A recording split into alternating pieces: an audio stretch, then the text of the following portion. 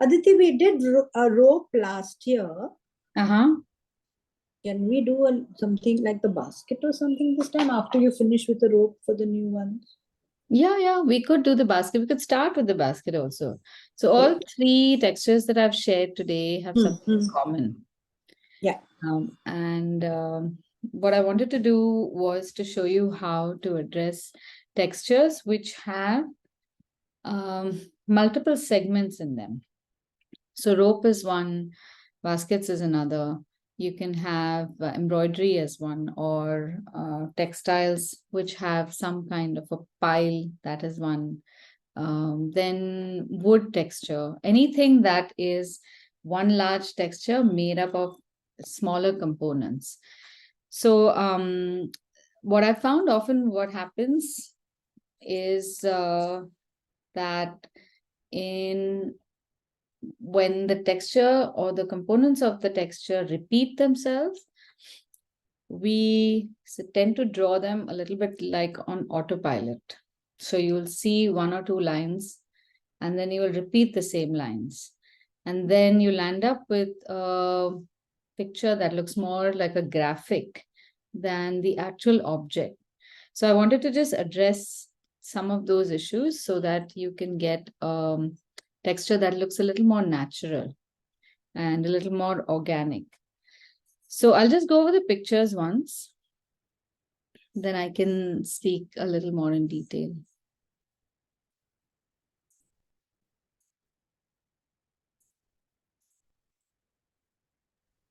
Also wanted to know a little about wool. Mm-hmm. Like a wool sweater or a ball of wool with those little fibers sticking out. How to get a kind of feel of wool without doing too much detail. Yeah, let me see if I can find a ball of wool also while I get you started on these, and Yeah. then I can look for a picture that is relevant. So, something like a rope is one large thick cord twisted around into um, a shape often, and that shape changes its form when it twists and turns. And then within each of those shapes, also you see the component parts of the rope itself. So, rope is often made from smaller fibers that are held together and then they are twisted. And then you get two or three of those chunks, and then you twist those around itself, and then that starts becoming the rope. So, um, I'll draw this for you and I'll show how the drawing is done. Maybe you can just see it first, and then you can um, try the same. It's just a drawing, but we won't do too much of texturing. We'll do the detail in a small part. Now, the common factor that I'd like you to notice between the rope and again, this is another rope itself, similar, and the basket over here is that you have almost an identical element that repeats. So one rung of this cane, or this could be a vine also, keeps repeating, and there's a pattern that you see around it, but it's not as uniform as we land up drawing it. So there are certain differences here and there, and there are certain things that we tend to not see until the final picture is done, and then you realize that there is something that has gone off.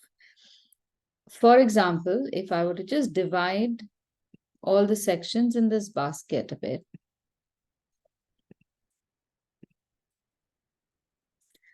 starting from this line that runs through the center, change the color.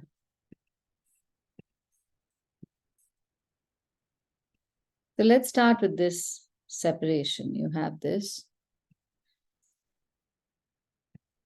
The second line to the left would be just slightly bent towards the right at the bottom when we move towards the left of the basket. The third is bent a little more. The fourth not only is bent more, but it's also closer to the third line, and so on. So this is where dimension starts building in.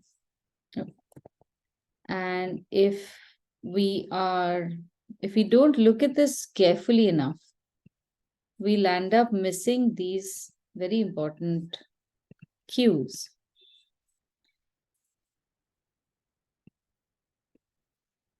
The first line ends here. The second line ends slightly higher.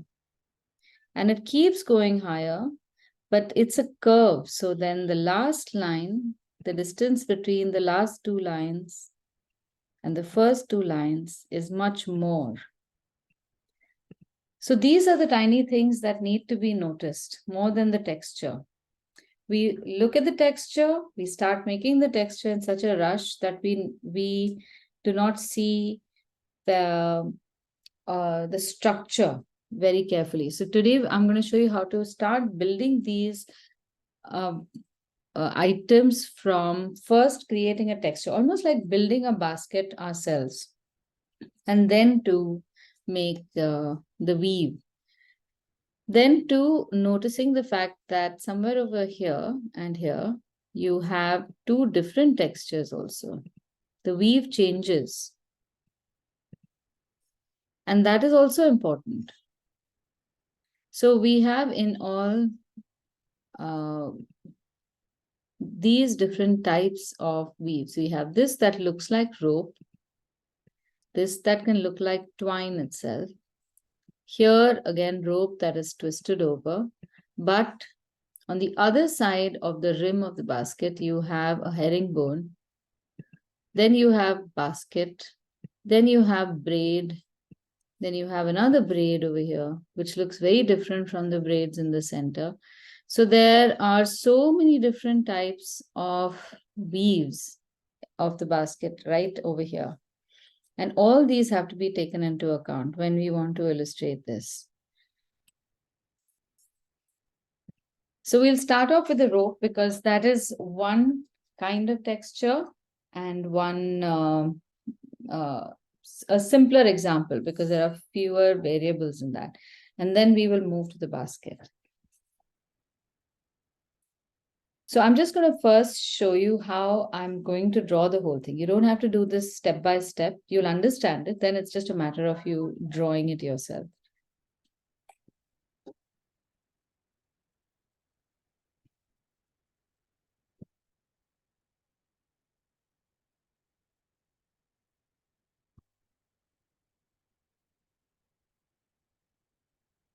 Okay, I'm taking the first row.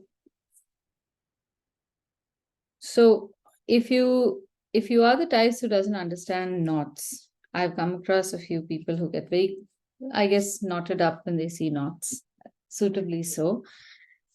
You can just remove the thickness and make this rope look like a line. It's a continuous line that we often can see. You have the line go down, then through, and then beyond, and then out. So now this is like a transparent line. Once you have drawn this, I've drawn it very rough right now, just to study the structure. You start looking at what part of this line you can see through. So you can see this part completely. Now we're breaking it up into shapes. And then we can see this part beyond the thickness. So I can make this thickness here, but I can't join it because the earlier rope comes in. Now, because we have this single line, it becomes easier for us to make a thickness to this itself. Then you go around this line, go and touch the first line that we drew. And then it's just fairly simple. You just make a double line. Okay, that crosses here and then crosses from the other side of the line. And then once you've done this, you check for continuity. Make sure that the line from one part continues exactly there. So what we don't want is, after we have drawn this shape, let me draw it here. Oh, sorry, like this. If you draw this in isolation, oh, sorry, here. And then you will draw this shape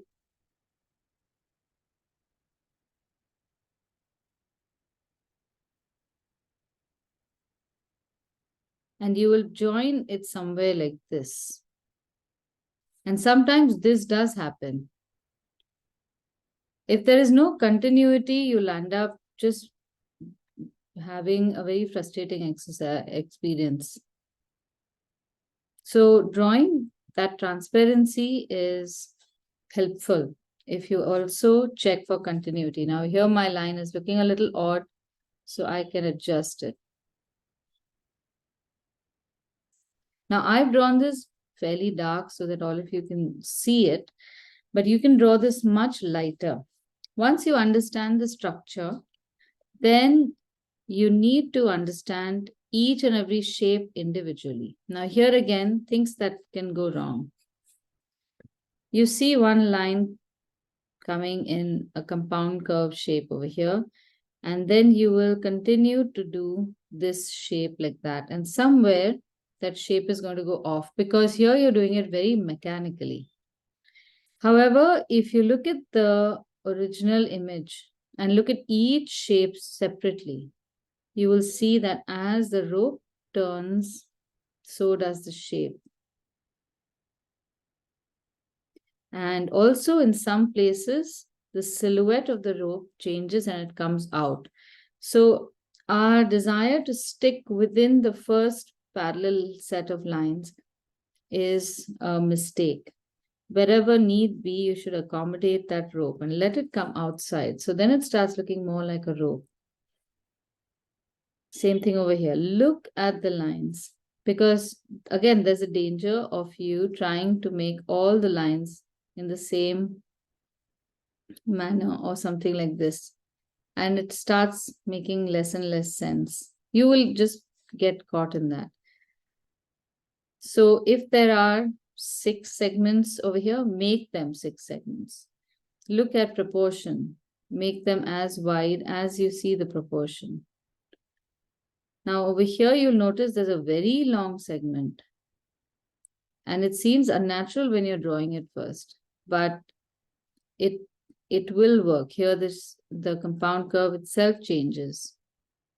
Here, it's almost like a semicircle. It's not even a compound curve anymore.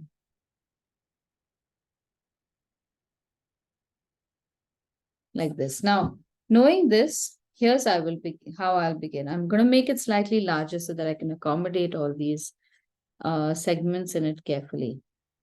Make a very light line and draw it very sketchy so that you get the right proportion. Then you can go around that line from one side, from the other side. Now there's enough room over here to do it. Keeping in mind all transparencies also.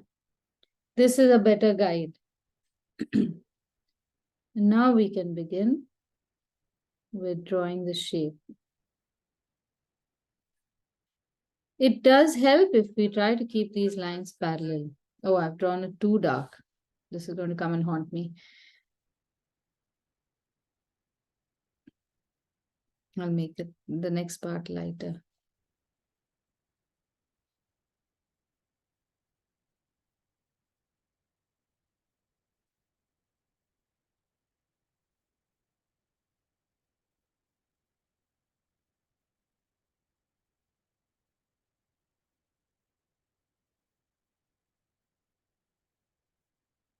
Now, usually I always look for an application for everything that we are doing. One application for drawing ropes would be even on, say, maybe a Christmas card if you're going to make that. Even baskets for that matter. A basket of fruit or flowers works well anytime. This looks really good if you're going to tie up a gift. That works very well also. Okay, so now we've got the knot in place. And I'm going to just show you one section. Look at each line carefully. And in this case, it will help to start from the beginning. So we draw the shape that we see right in the center. I should be making it wider. I'm going to have to add one more segment here. The compound curve begins from the side.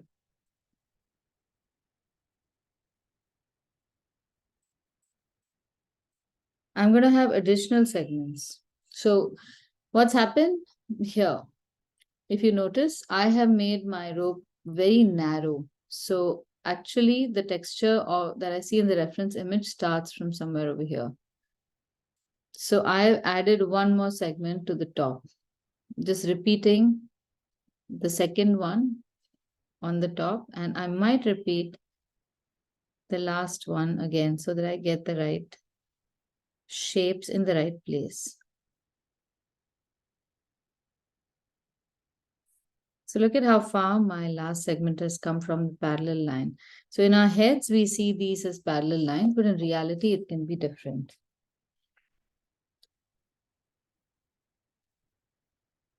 Now, the fun begins at this point. Now we have to start texturing each segment. I'm going to go get my sock.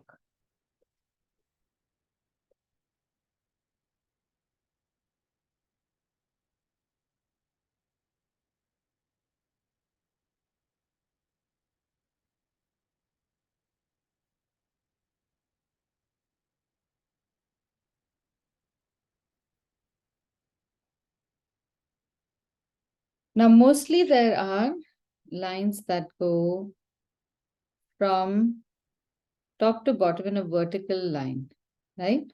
They seem to be that way. So make very light lines, but they are not exactly straight lines. So the segment is not like this. You don't have this segment, and then you don't have vertical lines. This is how absolute vertical lines will look.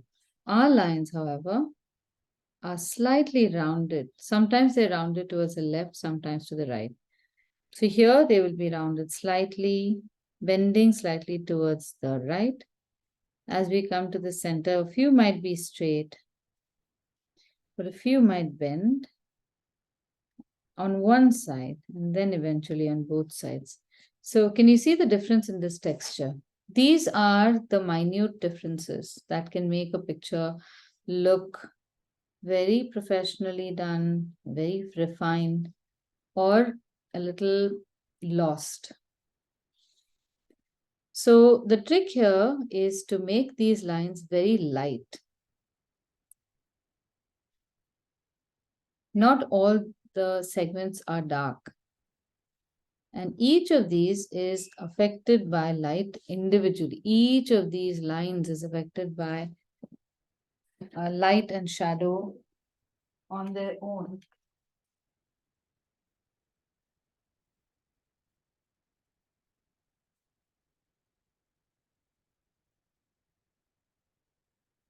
So here you can do two things. Either you can use a mechanical pencil at this stage, if you have one, because you will be able to make very fine lines. But in case you don't have a mechanical pencil, you can sharpen a pencil to a very fine point using a blade or a cutter.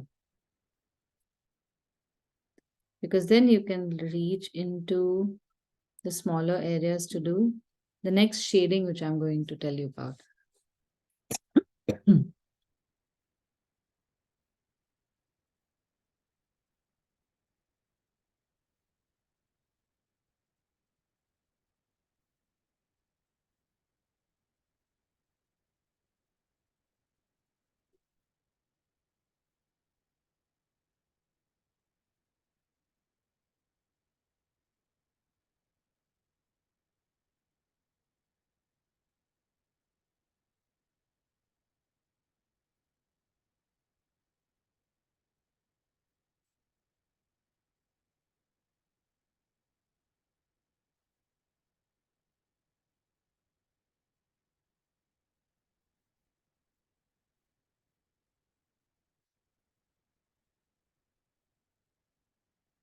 When you use mechanical pencils also, if you go and buy the leads in a stationery store, you can find leads which are of different darkness or softness.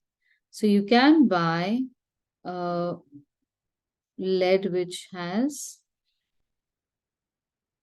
is 4B or 2B, definitely 2B, instead of the standard lead. Most stationery stores may not have it, but a specialty art store will definitely have it.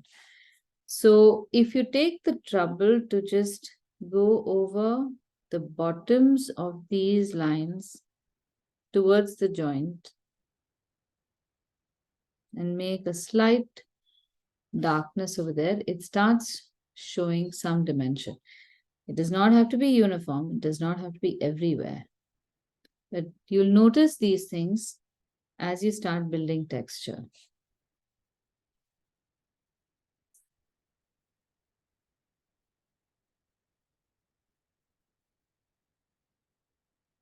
So with each line, just see how that textural line is moving.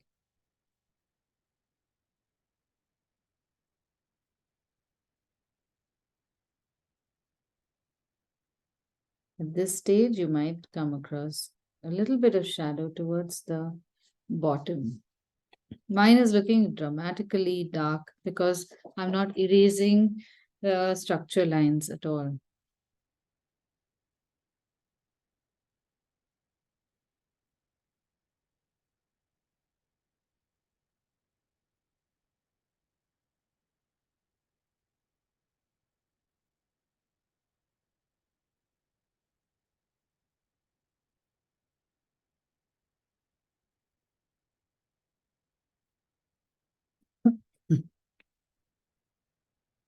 Here I made an additional segment because my rope proportion was off.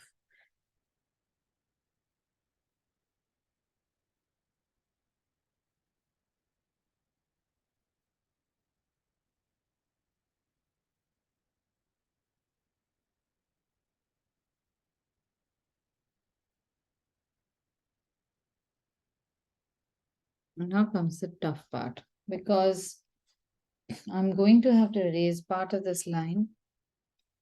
Since my texture line is going to run through it, it's going to run sideways. I can't afford to have that line there because it'll just ruin the texture.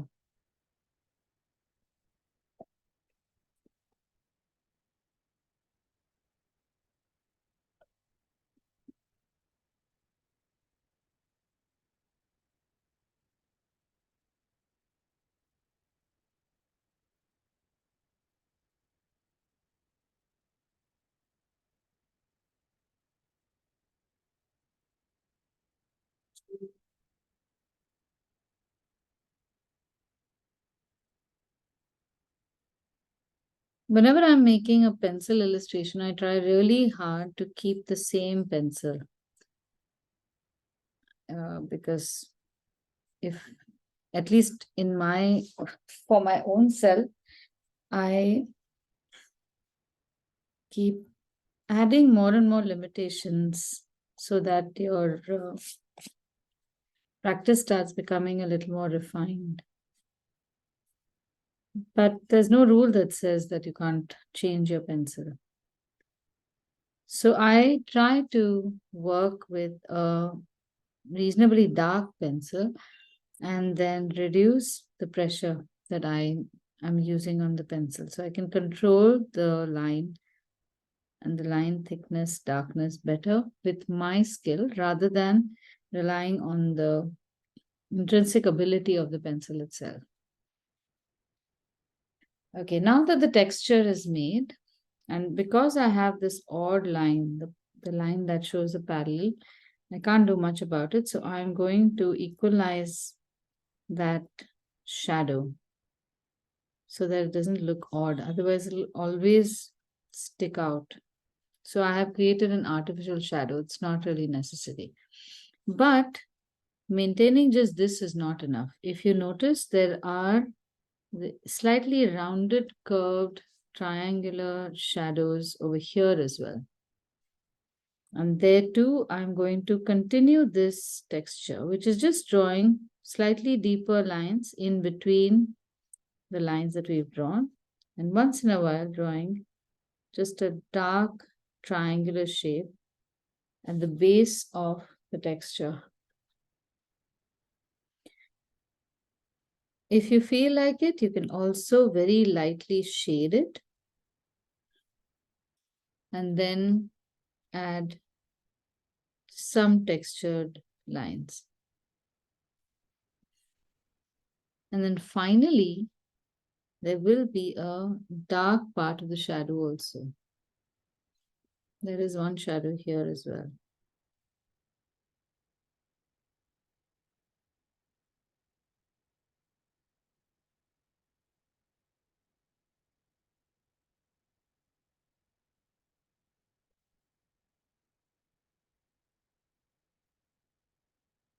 So here's what happens to anything that is cylindrical. Shadows and cylinders are fairly regular.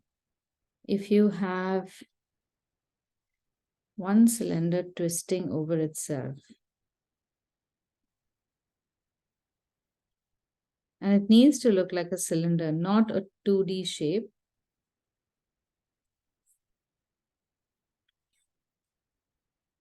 You have to also depict this as if it is turning around. So this needs to be, this is a cylindrical surface.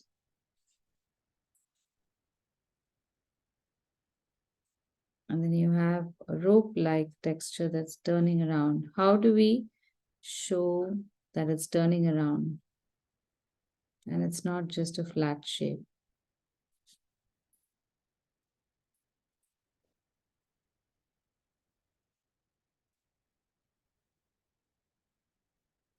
So this is how a cylinder can be shaded.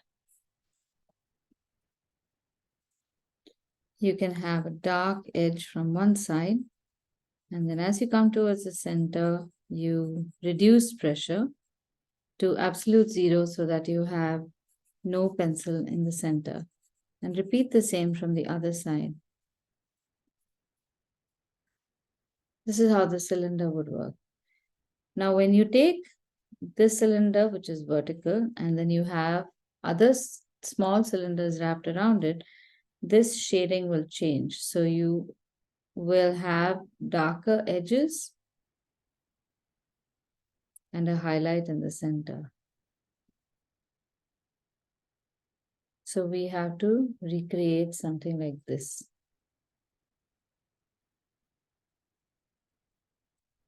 And then too, if I want to create 3D, where I'm going to show you that the source of light is coming from close to the center, I have to also manipulate the shadows in those 3 stripes so that it's not confusing that there are shadows on, that there is a highlight on the left.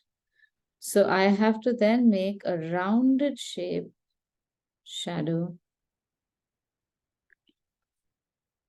that is slightly lighter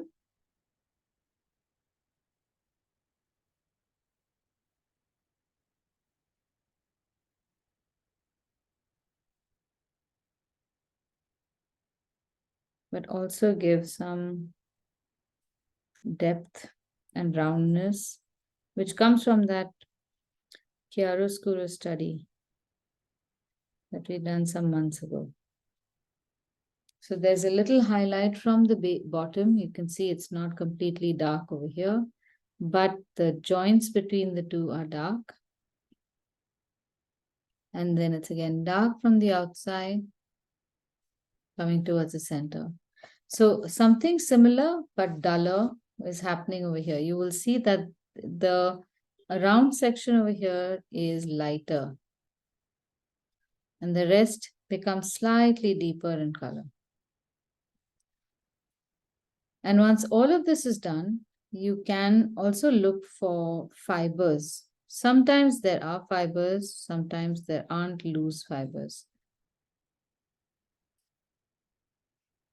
I've never felt the need to make those loose fibers, but if you do feel that making the fibers of the coir are going to make your picture look more rustic, then all these stray lines that have come out, you can just have a few lines stick out like this, just lightly.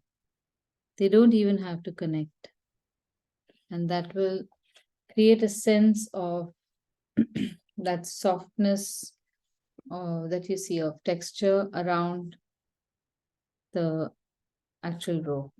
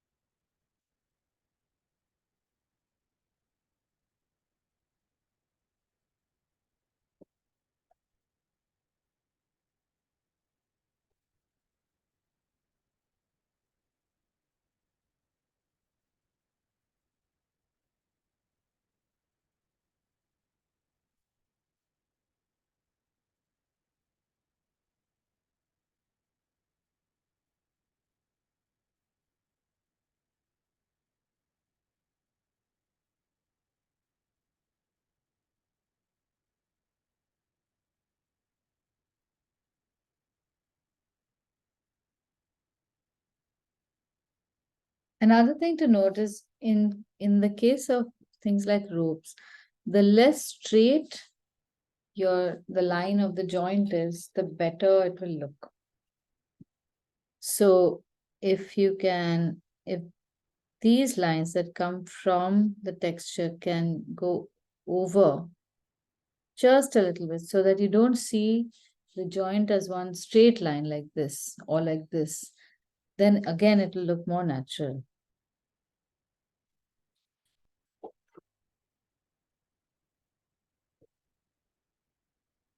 So this is something like when we draw eyelashes. I'm just going to demonstrate this one thing. It's not a texture, I know, but when we draw an eye and we have to draw eyelashes, why am I drawing? Okay.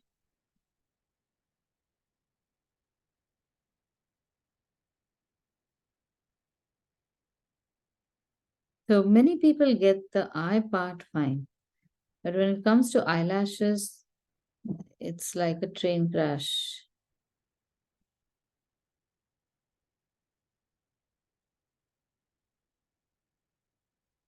And much of it has to do with our perception of eyelashes rather than how we see eyelashes.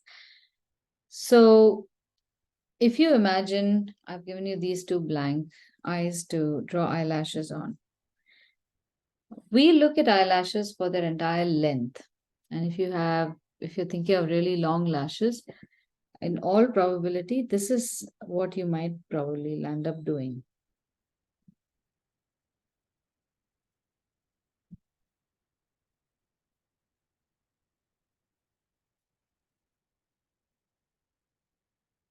And all this looks like is that the eye is probably just getting electrocuted. It's just so surprising the lines don't make sense. And then maybe this is another thing that you might be tempted to do. Maybe if you make it thicker, you think that this might work. And somewhere it just goes really wrong. So the length of the line is not wrong, but the perception of how lashes grow is wrong. When we are drawing lashes, pretty much like the line that I'm asking you to make over here, there's a tiny bump. And that line of the lash intrudes into the space of the eye a little bit and then goes up. And then too, because it's foreshortened, this could be a very long lash, which is coming forward So you don't really see it as much because it's like if I were to show you my thumb in this manner, you don't see the length of my thumb. You just see it as a stump, but you know it is a thumb from context. But we are drawing, if we draw a thumb that looks like this on a finger that's like so, you will end up drawing something that you cannot accommodate anywhere in that picture. So this is what happens to lashes. They come into the eye. And not again predictably the same amount and making the same U-turn because the eye also is spherical. So it rotates. The whole line rotates around the eye. Let me just complete the eye to make it look more natural.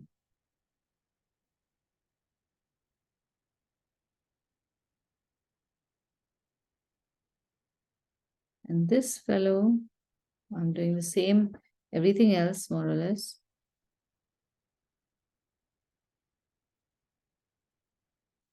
This will be slightly less objectionable. No matter what you do to repair the eye on top, those lashes really don't allow you to do that. So here also I have curved the line, turned it a little bit. Exactly like how we are curling the lines on the rope.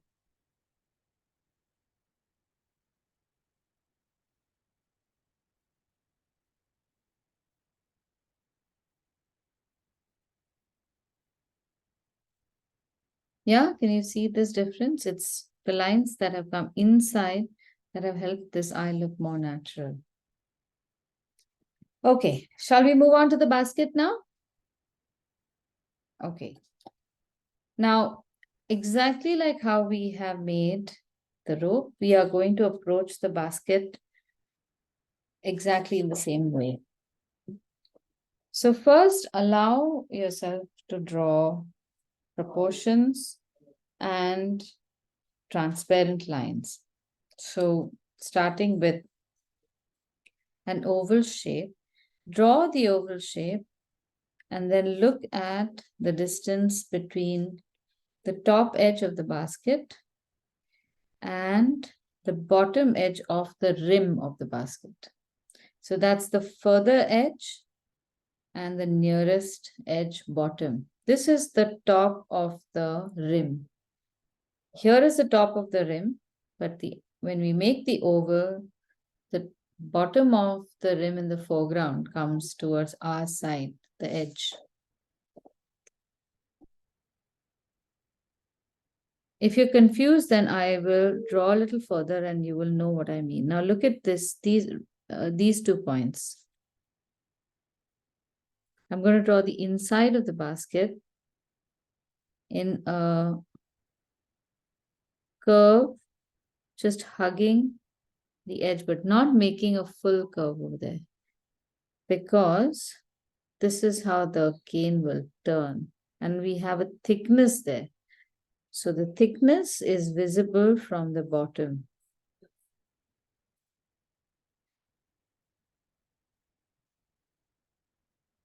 So you have a little bit of the line go over. And the width of the rim of the basket becomes bigger along the sides. That's just how rings work visually. If we were to look at it from the top, we might see one thick strap where your circles will be concentric. So you might have this and you might have this. And then you will see the bottom of the basket somewhere over here. And this would then be either concentric or whatever weave pattern we have over here. The moment you turn it sideways, you start seeing thicknesses differently. Now check the edges. You might want to flatten the edges just a little bit or keep them slanted slightly, but they're definitely not round. Now draw a line through the center. And you can either measure the length of the basket in terms of the oval shape, that just becomes too much. Or you can draw the lines.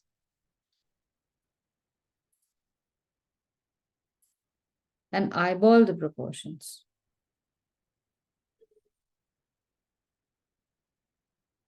This works very well. So in the beginning, anything to do with eyeballing is being able to estimate distances, placement, proportions without resorting to measuring. And this does take time. Within this drawing itself, you will be able to correct your dimensions. Make the first division between the textures. Remember, there was one weave or herringbone texture we have in the middle, right in the middle, then a shorter distance than the top, and another such change. And then you have the rest of the basket. Check on the length of the sides. I think my basket has become a little taller than it should be, but I'm just leaving it. Now, after you've drawn this, notice how many lines we have on the side. So you have one line over here, then you have another line over here, and like I explained earlier, they start curving inward and start coming closer.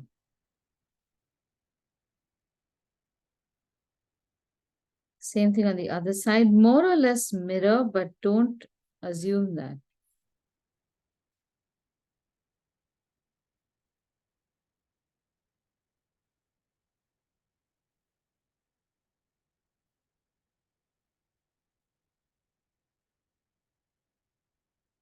Now to this, add the lines that we want for the braid. I see 1, 2 segments, and then on the third segment is this braid. And make the shape of the handle like we made the rope.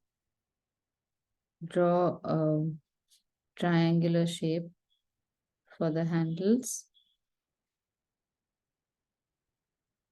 And in this case, the negative space will give you some cues. So if I were to draw my handle over here, as I see it logically, I'm making a mistake. I need to make the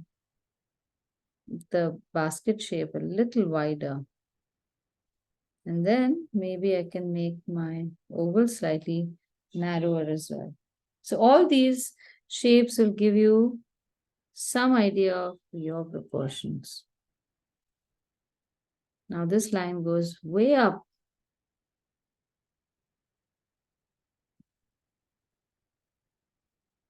Mine can't even go that far. This thickness of this the handle, it varies, na? I mean, like it's a little broader in front, or thicker in front, this handle. Oh, no. Do you see it that way? I don't see it at all. I don't know. Somehow I feel like the closer edge is a little broader, and the back one is in this one, that the one that you're drawing, no? Yeah, it could be. I don't know why I'm, or maybe it's just an optical illusion. It could be that. No, but see, you draw what you see. Okay. Because obviously you're seeing something. I might see that later, or I might not see it at all. Yeah. As I'm drawing this basket, I'm also adjusting the preliminary lines. Now remember, all this is an attempt to try and draw the basket as realistic as possible, but often that is not a requirement. So this is doing things a little extra.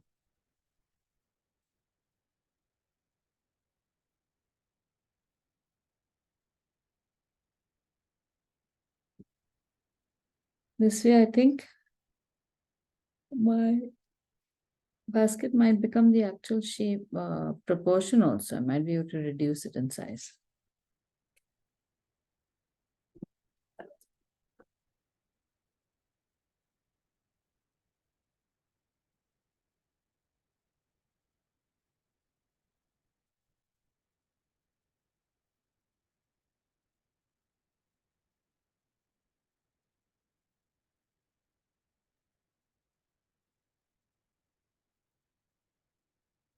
Okay, now I'm going to reduce the lid.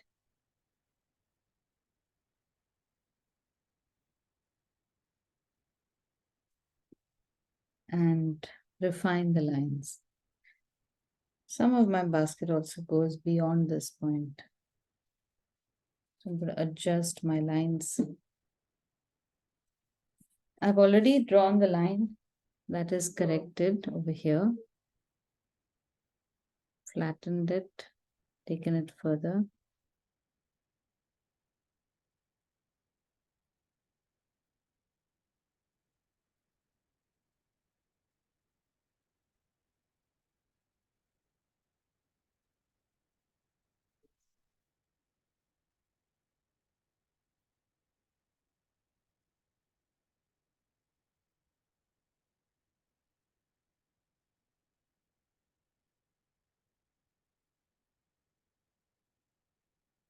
Now here again is a sample of what might go wrong. In our heads, often the shape of a basket is a complete U shape like that. And you might be tempted to make this as a U shape, but if you notice it, it's not a proper U. It goes upright towards the back, then it comes in a slight kind of a slant towards the front and ends slightly lower than the back. And that's because it's on the side. The same rule that applied over here, where the line curved upward, applies here as well. If you learn to draw without thinking, you will draw this automatically. If you do find yourself making shapes that don't look like what your reference image is, there's a chance that you're thinking about what to do.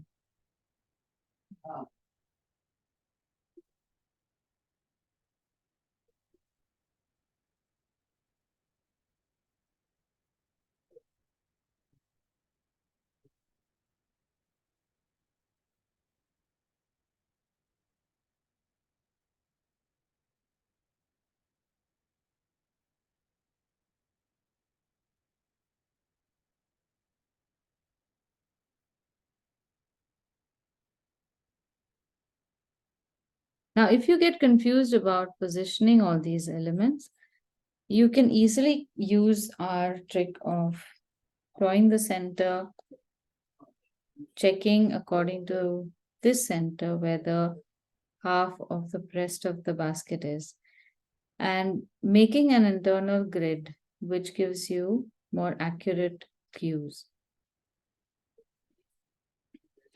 Practicing those in inanimate objects helps you to start seeing distances or evaluating whether or not your observation is accurate much better. So that when you come to drawing other creatures or especially portraits, human figures, you are able to check immediately whether your illustration is seems accurate or not. At every stage, you can use the benefit of these negative spaces, like the space at the handles. Just try to focus on those shapes to see whether you've got the size and the shape of those correct. And if you have, that means you're on the right track. If not, just make the right adjustments so that that shape is visible. So here's another thing. We often are looking at proportions in the positive lines, in the positive objects. But sometimes the negative, which negative means a space that is blank out around the object that we are going to draw. So in this case, the negative space would be the space in between all these knots.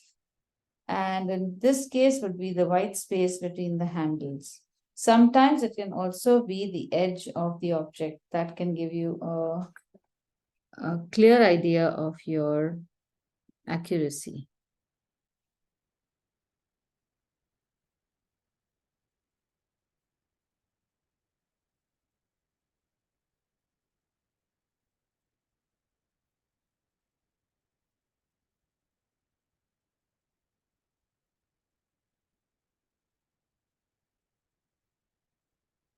Okay, everyone okay with me so far? All right. Now, I will start off making this texture, and I, being the nerd that I am, will actually count all the segments. There's 1, 2, 3, 4, 5, 6, 7, 8, 9, 10, 11. So there's 11 segments here. Now, if you want to do this very, very properly, I would recommend making lines run through and make 12 lines run through, because between the 12 lines, you will have 11 segments. So we have 1, 2, 3, 4, 5, 6. Now remember to make them very light. And if you make 12 or you make 10 or 9 is not a big deal. So don't erase this and fret over it too much. Yes, Aditi, I can't do all that. I'll do andaz, okay? So, you know what, Elaine? Andaz, don't do it andaz se. Do it by counting and do some math around it. Anyway, our hand is so unpredictable that the effort made will look like andaz se kiya hai. But if you start off with andaz se, then, I mean, what I'm trying to say is just aim towards the target. But our skill has to still come I to have to count. hitting the target. But if you don't even aim to the target, your Yeah. chances are But that maths really, okay, I'll dramatically. try. I'm telling you, this is the only maths I can do. If this was a similar application in accounting or something, I would be totally lost. However, if they were to draw pictures of that and show me, I think I could ace it.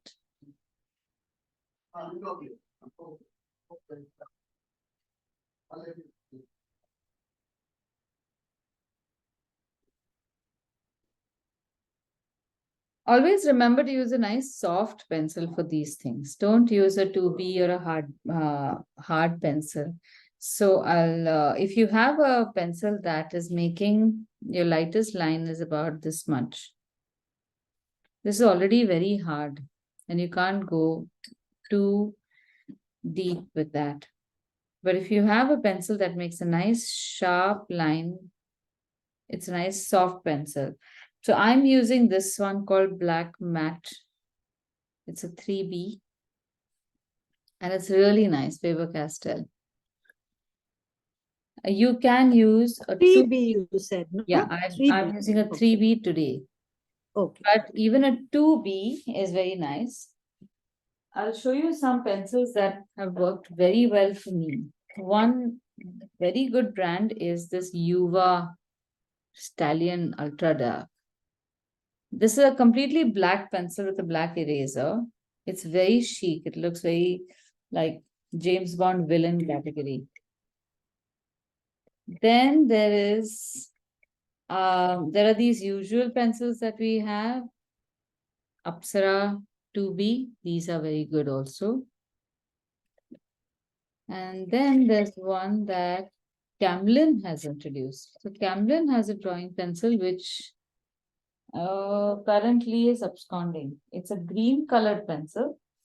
If I find it during class, I'll definitely share it. But look for the Camlin drawing pencils. So incidentally, I have another online workshop for Camlin coming up next Sunday on the 17th. They still haven't started advertising. So I'll get that. I'll let you know next week. But it should be from 10 to 11 or 11 to 12 on Sunday, 17th December.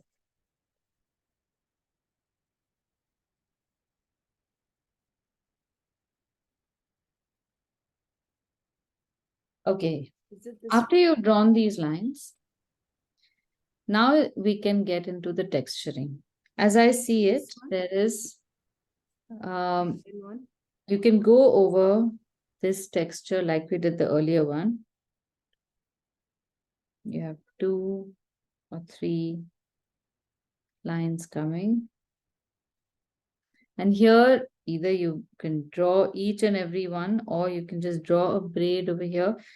If you are going to draw it without looking at your reference image, please make sure that it is not regular. The major part of the texture you can make it without looking, because it can be very tedious. But notice how the bottom has been finished off. So some things which we won't be able to draw, or which we cannot equate to where other braids are made, like when you make braids in your hair, they look different. And in cane, they will look different. So those things you can alter.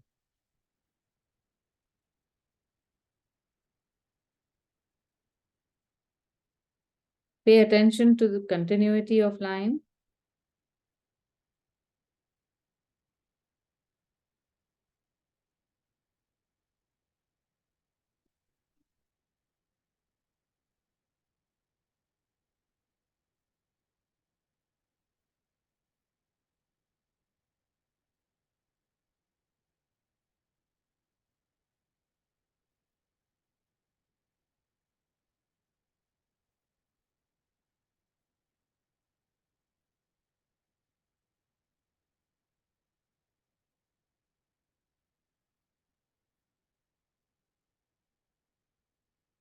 So for all the people who say to me that I can't even draw a straight line, most organic material you draw, you don't really need that straight line. In fact, it's better if you don't have a straight line.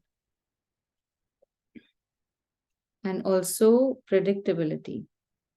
You don't want it predictable, because predictable is often very robotic. So can you see my braid is very twisted? It's not very refined because this is not a graphic.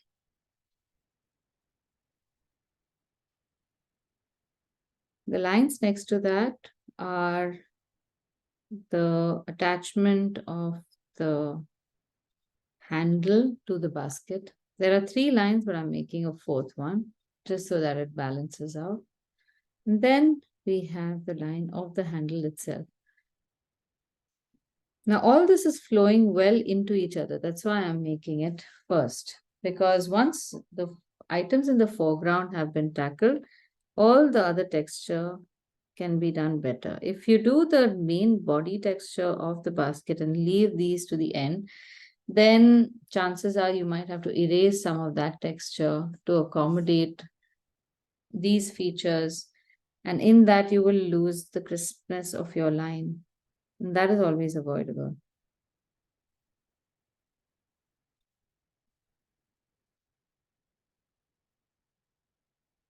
So at this stage, once I've cleaned out the line, I can make my texture much easily. And you'll notice now the similarities between drawing the basket and its details and how we drawn the rope. Here the cane comes and goes around the edge.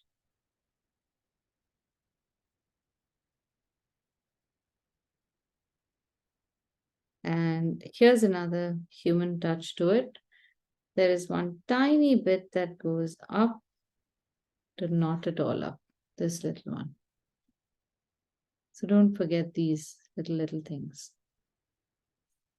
Now for shading, remember there is a highlight on cane which is much brighter and shinier than on fiber.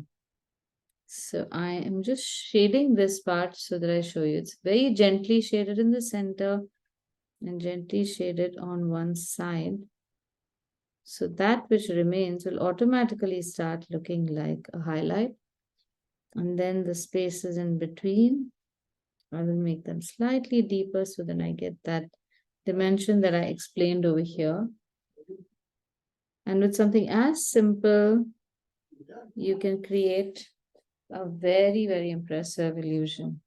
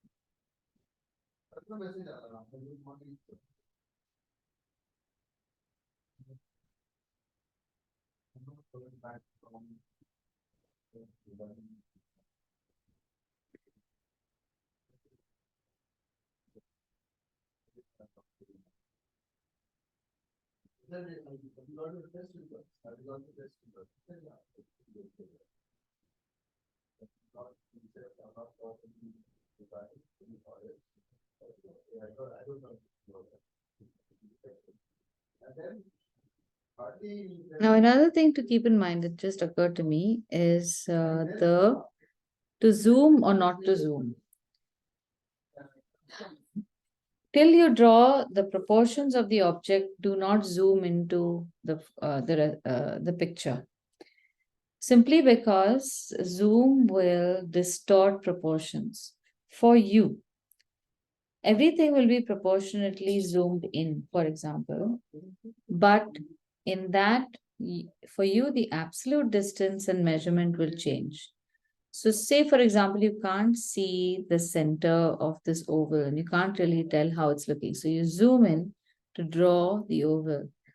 You will draw a particular oval for the detail that you want to see in there. But the moment you shrink it, it takes a while for your eye to adjust to the shrinkage. And you will end up making either a very tall basket or a very wide basket because it somewhere our proportions are not registered the same way. So no zooming till you've drawn the structure as far as possible. Very little zooming when you're making the details of the texture. The only zoom that you can do is after all the drawing has been done, all these details have been done.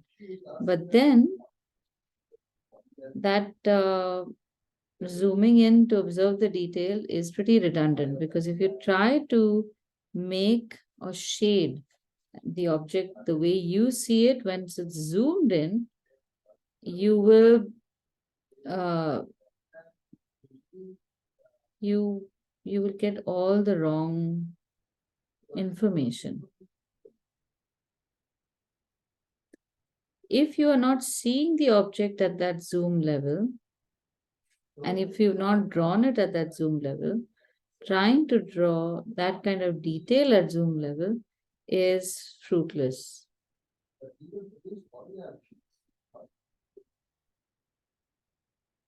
So if you can't see certain things in the object, or you see them as a blur of a shade, more or less, you're not very certain, draw it as that. In fact, there are so many times when you might just see a fuzzy shape. Just draw that fuzzy shape the way you see it, and then your object will look pretty authentic. My twist has gone all over the place, but it's fine. Here now, we don't have to shade each individual part like we did earlier, because the magnification is so low, high, low. Here we saw almost the same thing in detail. So we could literally see the texture on each segment. But on the basket handle, we don't see it. So don't bother making it. You don't gain anything from trying to make the handle texture, except maybe to change the color of some of the segments and make shadows that are deeper in some of the segments, like this, which I suspect might happen quite naturally also without you trying it. Some segments you might shade a little darker even by mistake. So you don't really need to do that much.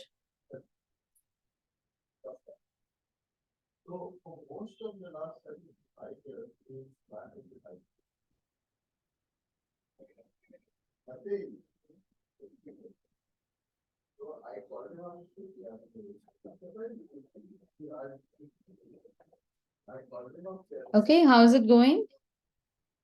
Any questions so far?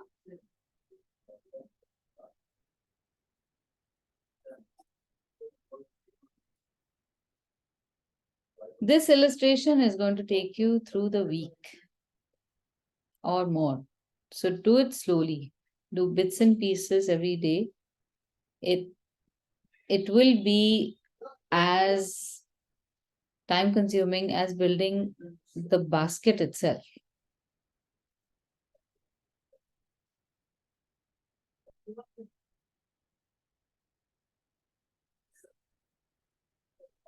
All right, so I'm going to continue making the rest of the features and I'll leave you with some silence.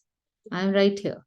So if you feel the need, please call me and I will help you out.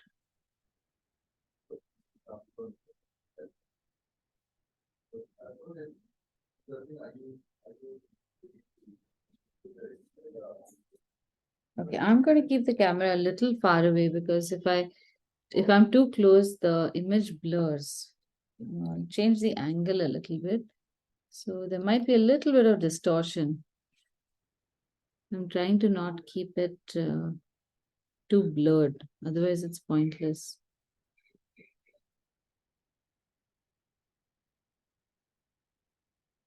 So the next time you are going to fly somewhere, especially if it's like an international trip or something, 14 to 18 hours of flight, this is something you should carry.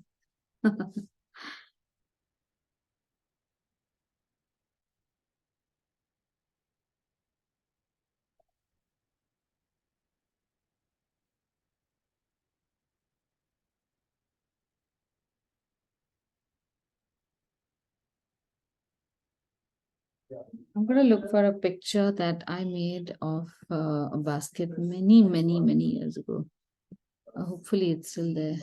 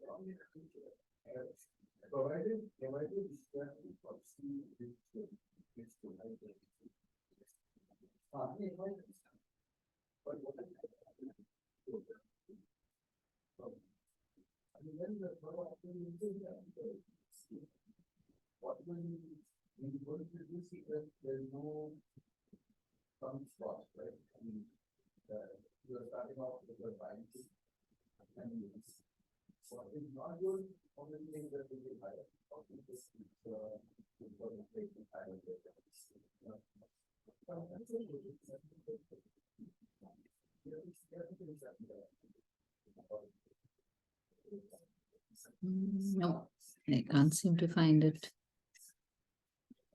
at the time.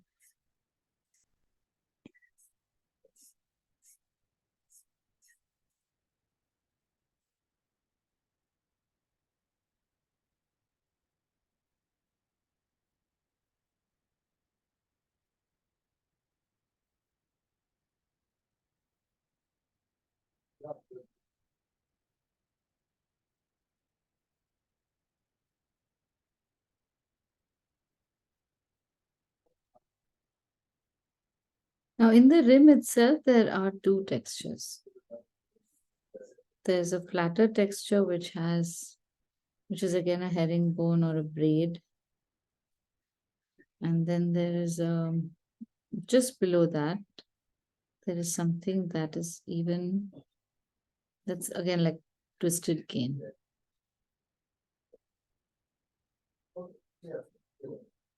So I'm drawing two lines, one over here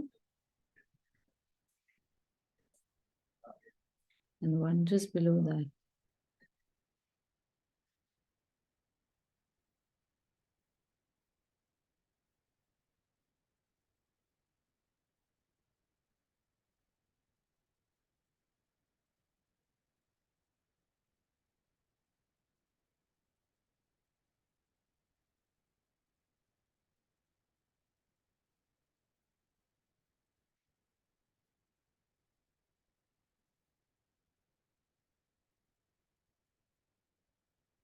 So for the herringbone also, there are ways in which you can make it easier. A herringbone stitch or a herringbone pattern is when you take two lines and make a V shape that keeps alternating. So let's say if I make two vertical lines and within that, I'm going to make a line that's a little more than half, but at an angle of about 45 degrees. And I won't go all the way. Before I finish it, before I come to, maybe I just go beyond halfway point, and then the line from the opposite side comes in. This is a herringbone. This is a very common embroidery stitch also, and often it is used in interior design to create a weave pattern using different kinds of laminate. It is also used in textiles to create texture. Because it's got straight lines, it's fairly easy. And also it's a kind of graphic braiding. So over here, I can see that, let's draw a center line. And then you have half the lines coming from the top towards the center line.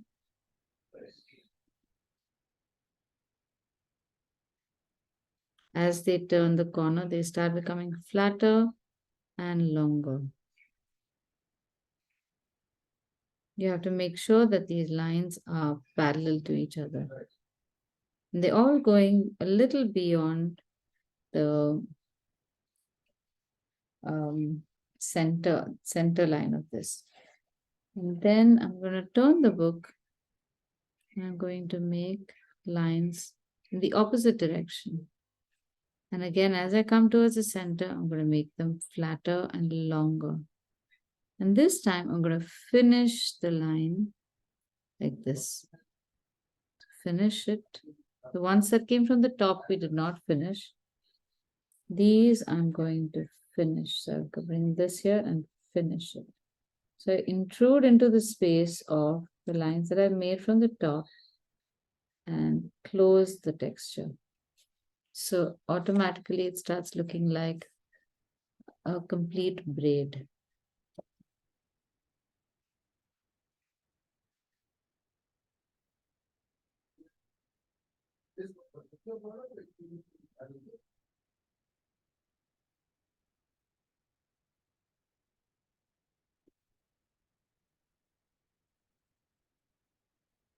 And the bottom is just a twisted pair of twisted vine.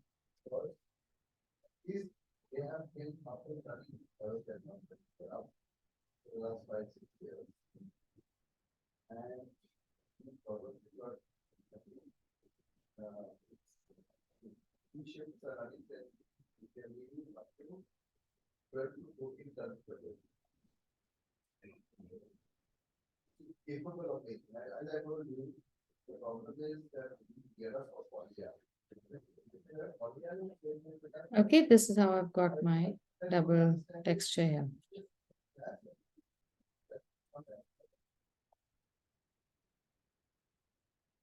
Now for the main body.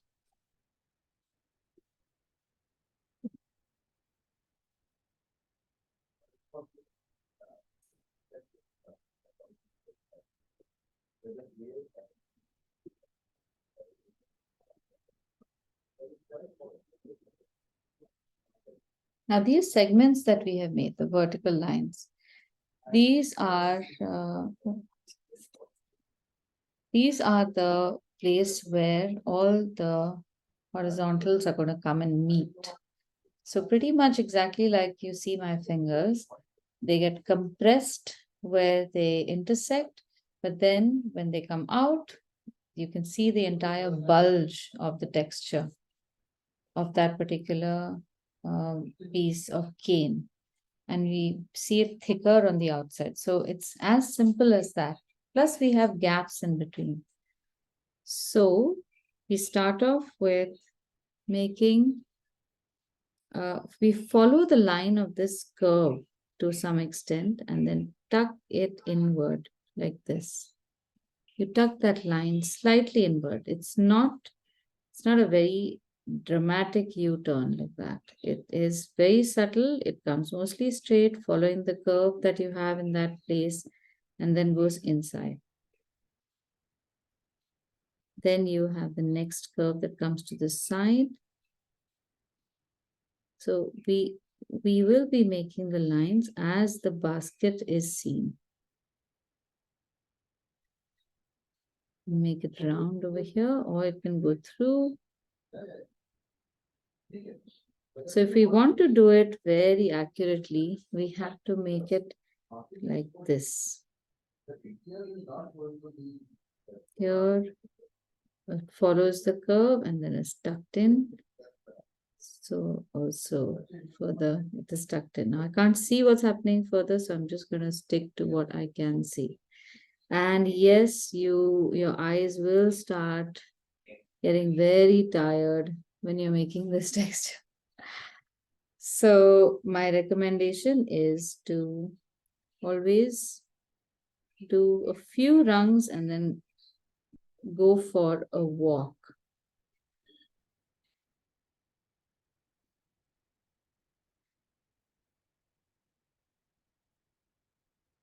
Pay attention to how much space you have between these segments.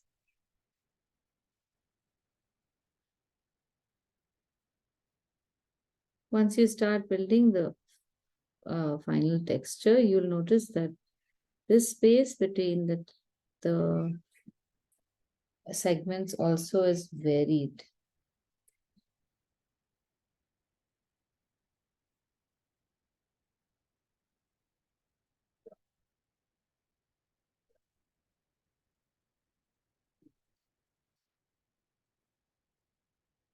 And now there's another braid on the right, which I shall do later. I am absolutely going to finish this basket at some point in life, because the end result is so satisfying. You can't pass that up. If there was a quantity of dopamine and serotonin that will make your life worth the time spent. This one, I guarantee you, will give you that dose.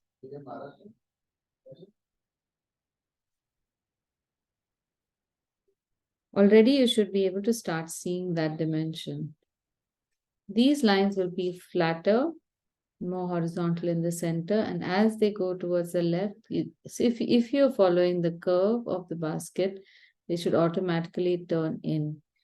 And they tuck back more urgently as you go towards the edges. Over here, there's a quick tuck, and here there's a rounder tuck. But you should be able to see that difference.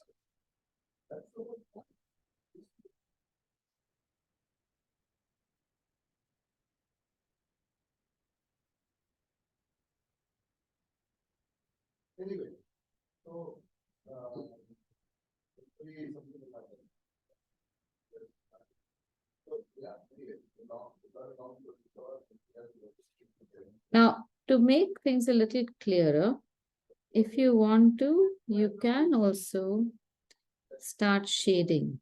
But in order to shade in between these, we have to acknowledge that there are real dividers between these sections. That is why these are the structural cane segments, like pillars, around which our basket is being woven. There's two behind each of these shapes, and our dark shadow comes right over here.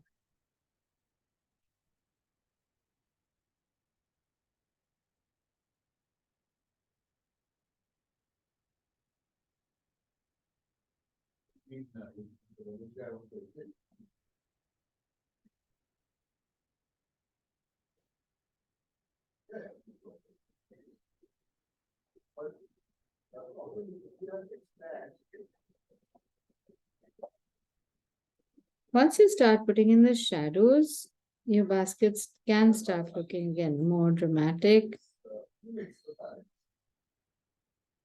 You can really start seeing the weave through. You should be able to start seeing. And then at the appropriate places, you can add more dark shadows, medium shadows, and highlights. So just shade very lightly towards the center. Okay, this is the place where your pencils, which are lighter, can come in handy.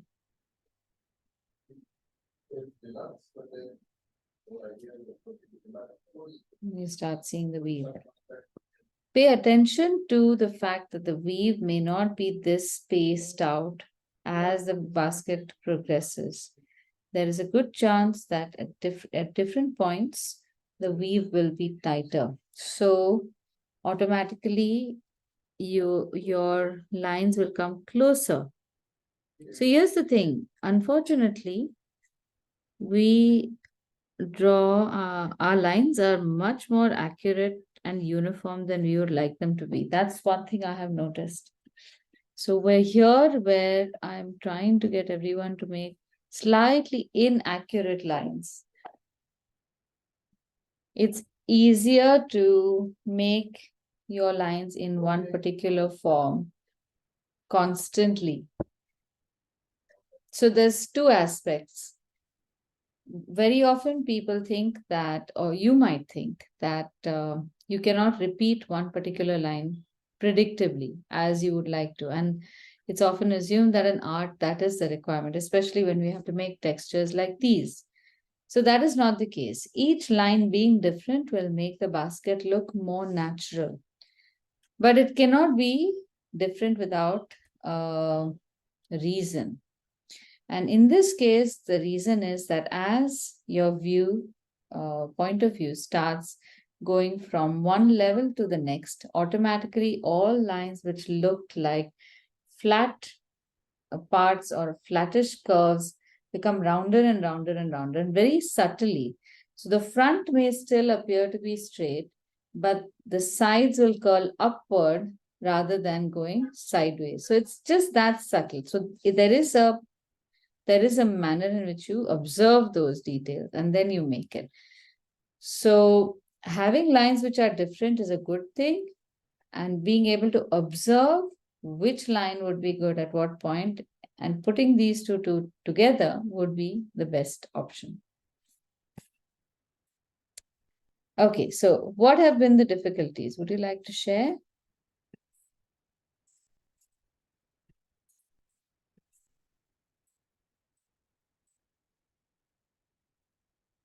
Ah, okay. Getting these, getting these lines, no, the weave. That's the one I'm not being able to get. Hmm. The weaves, even I'm finding it very difficult. I don't know where to go, like in between the lines, the vertical lines. It should touch that end there. It should not end on the line because it goes beyond the line like that. Let me show you again. Is this, you know, it's like I exactly what explained you to you, showed. Yeah. yeah. This, So if this is the line drawn, okay, our weave goes like this. The line right now here shows us where the two different weaves are meshing into each other. That's one thing. But we also have another thing that is in between, which is the real part of the line. So every alternate weave goes through that, really. You can see that happen. So there's two things. We have these lines in between. And the joint is where we have drawn the line. But this is an imaginary line we have drawn to give us structure. At the center of each of these segments is a real line in the back, which holds the weave together. I'll show you, then you know what I'm talking about.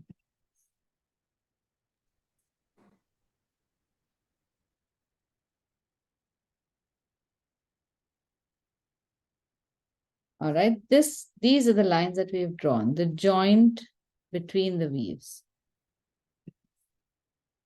I'm just drawing these three. Now here you have to draw the line going through. So it goes from one side of the weave to in its way or on its way.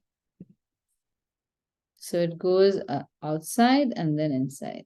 Why is this not turning? so what I think I've been doing is where we had drawn those segments is where I was trying to make this double line, you know, where it goes over it. Yeah. What you were shading. But that's Doing okay. the same. No, our No. segments is not where it is. It's No, in the right? middle of the segment. Correct. So right now, this is the line that I have made. So I've made these green lines, and then I've drawn these segments going in the right place. They go beyond. But see the green line on the right, my segments are not going beyond that line because that is the structure. Okay, and as I go further and further, if this is my line, so made this straight. Here the turn is more severe. Only the front is straighter and then it starts turning in. Likewise, the next one also turns in even more severely. Right? Now, the other thing that Janita I'm talking about is these lines here. Those lines are actual structural lines around which the cane is traveling.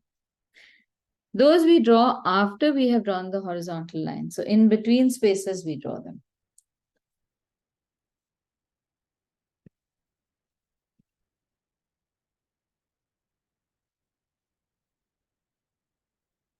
So after you finished all these lines, then you put in those little things in the middle and make it black to show the Yeah, so you can show the depth. that depth.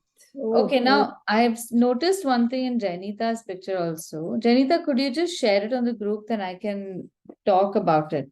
Yes. I've seen this happen very frequently.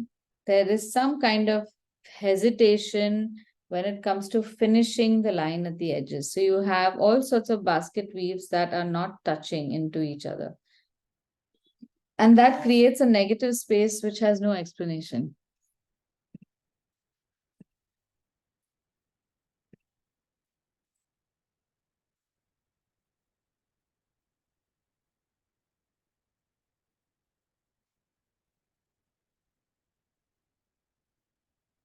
Yeah, this is the what she's currently done in the back. I think this is just temporary and she's going to change this texture. What you see in the back over here is often the texture that I see made, but it is so light. There aren't enough lines and enough shading done over here for it to look like the inside of a basket. And this lands up looking like something like a piece of textile or something that is attached to the inside of the basket. It just gives the wrong illusion. So absolutely avoid making these lines as the final illustration. You'd be better off making a shaded texture, shaded dark to light pencil patch rather than making this texture, because it could be misleading. So in the case of the basket, and what we see in the back is the same weave in which the lines are now turning inside. They're not really turning outside as much, they're turning down instead of turning up, because that curve is like convex from the one in the foreground is a concave curve and the one in the top is a convex curve. That's all. So all the lines will again adhere to that shape, and then therefore they will turn inward, and the ones that are in the foreground will turn upward, not inward, down. Aditi, Yeah. yeah. Now, say if you wanted to do a quick sketch, this is going to take time, and I also love this kind of work. But say if I wanted to do a quick sketch of a seeming basket, it just kind of shows you a vague thing that, oh yeah, there's a basket in the corner. So if you were like when you do your travel illustrations or something. So you just wanted to give an illusion that, yeah, there's some weaving there, not fully. How would you do that? My trick for that would be to allude to a basket but hide part of it. Because without the texture of the basket, it does not really give the impact. And I feel that you cheat yourself when you make that illustration. However, say you're showing a picnic basket, for example, and you want to show it filled up with maybe fruit or all sorts of picnic stuff in it, you will often be able to draw a piece of fabric that is flowing out of the basket. So that covers much of the basket. So you can put in some energy in creating the texture of a handle, perhaps, or just the rim, so that you can, even with little time, you give it due attention. Because without textures, it just does not look as good. It won't look like a basket at all. I've not come across a convincing basket where the texture has not been done. Maybe just in watercolor it could be, but it looks very lame, I think. I'd rather do part of it than try to show a whole basket. And again, what happens is if you don't do a proper texture and you make the full basket, you are giving like eating a thali in a very, very mediocre to bad restaurant. You could probably go and have a vada pav. It's a small meal, not very expensive, finish it off, and you've done that.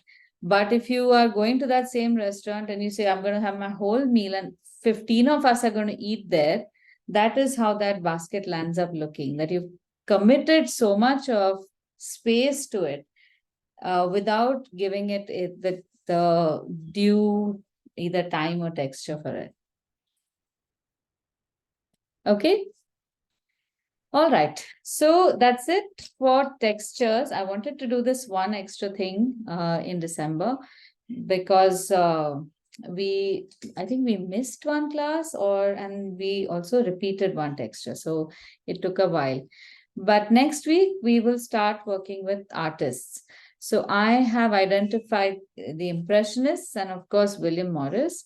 But if there are other artists that you would like to explore, please share your ideas. So for Vidya, Ashok, and for Neeta, I don't think Neeta has also done art studies with an artist study with us. What the process is very simple. We look for an artist whose style is inspiring. Definitely, please don't look for Leonardo da Vinci or Michelangelo or something like that, not the classic artists, because that is something else. But look for somebody after Impressionism, because those are more into modern art, and modern art is easier to replicate. The intent over there is to create artwork in the style of an artist by almost stepping into their shoes.